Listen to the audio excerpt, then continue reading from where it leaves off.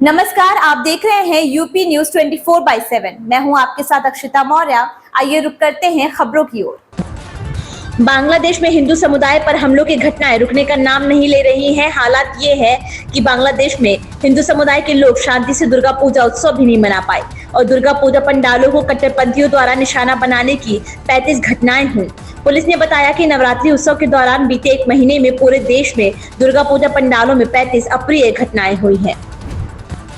अपने संबोधन में संघ प्रमुख ने कहा कि यह वर्ष महत्वपूर्ण है क्योंकि आरएसएस शताब्दी वर्ष में कदम रख रहा है। उन्होंने कहा कि कोई देश लोगों के राष्ट्रीय चरित्र के कारण महान बनता है। उन्होंने कहा कि भारत का भाव हर किसी की मदद करने का है।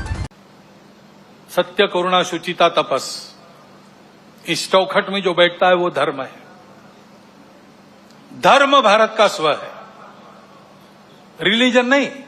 रिलीजन अनेक है। सब रिलीजन के पीछे जो रिलीजन है, उसके पीछे जो आध्यात्मिकता है, religion on the top of religion ऐसा कहते हैं, वो धर्म, वो भारत का प्राण है, वो हमारी प्रेरणा है। उसके कारण हमारा इतिहास बना है, उसके लिए हमारे बलिदान हुए। देखिए अपना पूरा इतिहास, आपको पता चलेगा कि भारतवर्ष में जो कर्तृत्व हुआ है वो धर्म के कारण हुआ है। भारतवर्ष में जो संघर्ष हुआ है वो भी धर्म के लिए हुआ है। उसको ध्यान में रखना, उसकी पहचान, स्पष्ट स्वरूप ध्यान में आना चाहिए। हम कौन हैं, उसके नाते हम कहे जाते हम सब हिंदू हैं, क्योंकि उस धर्म को जो शाश्वत है, सनातन है, सृष्टि के साथ अस्तित्व में आया है, सबको है, सबका है। हमने खोजा नहीं है, हमने दिया नहीं किसी को, हमने पहचाना केवल, इसलिए उसको हिंदू धर्म कहते हैं, जो वास्तव में मानव धर्म, विश्व धर्म है। वो हमारा स्वत्व है। उस स्वत्व के आधार पर चलना, छोटे छोटे व्यवहार भी उसके आधार पर करते हैं। उसके गौरव के कारण स्वाभिमान उत्पन्न होता है और स्वाभिमान हमको बल देता है आगे बढ़ने का, और इसलिए उस के आधार। राजनाथ सिंह ने शनिवार को दार्जिलिंग में सेना के जवानों के साथ विजयदशमी मनाई। उन्होंने शस्त्र पूजा भी की। केंद्रीय मंत्री ने जवानों के माथे पर तिलक भी लगाया। उन्होंने इस दौरान कहा कि मैं आप सभी को और आपके परिवारों को विजयदशमी की हार्दिक शुभकामनाएं देता हूं। मुझे बहुत खुशी है कि मुझे यहां आप सभी के बीच शस्त्र पूजा करने का मौका मिला। आयोजन आप लोगों की सतर्कता और नेशनल सिक्योरिटी के प्रति जवाबदेही को यह सूचित करता है। वैसे तो हम देख रहे हैं कि हमारी सीमाओं पर सेनाओं की मुस्तैदी के चलते कहीं किसी प्रकार की कोई घटना की संभावना दिखाई नहीं देती है। बावजूद इसके वर्तमान में जैसी परिस्थितियां चल रही हैं, पड़ोसियों की किसी हरकत की संभावना से किसी भी सूरत में इनकार भी नहीं किया जा सकता है। रक्षा मंत्रालय का उत्तरदायित्व संभालने के बाद से ही मैंने हमेशा इस बात पर बल दिया है कि ग्लोबल सिनेरियो चाहे कुछ भी हो, पर हमें अपनी तैयारियों में कहीं कोई कमी किसी भी सूरत में नहीं रखनी है। इस परिस्थिति के लिए हमेशा और हर विकल्प के साथ प्रोएक्टिवली हम सबको तैयार रहना है। हम राष्ट्रीय सुरक्षा में पूरी तरह मुस्तैद रहें। साथियों, यह समय की मांग है।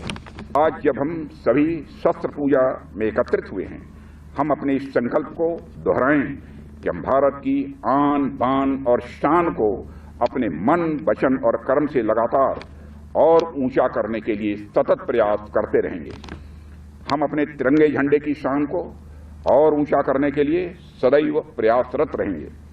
यही शस्त्र पूजा की सार्थकता होगी। इस अवसर पर अधिक कुछ न कहते हुए एक बार फिर विजयादशमी के इस आयोजन के लिए आप सभी को मैं हार्दिक बधाई देता हूं और शुभकामनाएं देता हूं, और आपके साथ साथ आपके सभी परिवारजनों को भी अपनी हार्दिक शुभकामनाएं और बधाई देते हुए अपना निवेदन समाप्त करता हूं। आप सबको बहुत बहुत धन्यवाद।